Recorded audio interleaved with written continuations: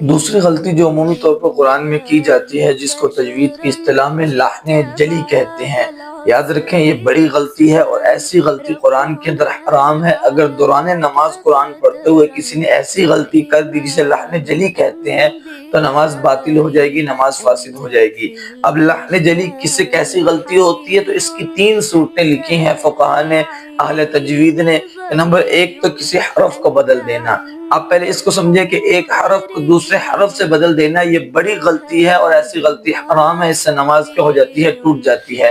اس کی 2 مثالیں میں نے آپ کے سامنے پیش کی۔ ایک سورۃ الفاتحہ کی پہلی آیت ہے الحمدللہ، اب لفظ ہے الحمدللہ ہا کے ساتھ ہے، لیکن عموماً اس میں غلطی کیا کی جاتی ہے کہ اس کو پڑھتے ہیں الحمدللہ۔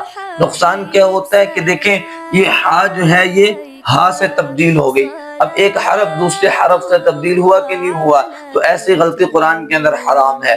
اسی طرح چاروں قل ہیں، عمومی اس میں غلطی کیا کی جاتی ہے، لفظ قل هو اللہ احد موٹے قاف کے ساتھ ہے، لیکن اس میں عموماً غلطی کیا کرتے ہیں کہ قاف کو باریک پڑھ دیتے ہیں، تو نقصان یہ ہوتا ہے کہ موٹا قاف سے بدل گیا، ایک حرف دوسرے حرف سے بدل گیا، تو ایسی غلطی یہ لحن جلی ہے، یہ حرام ہے۔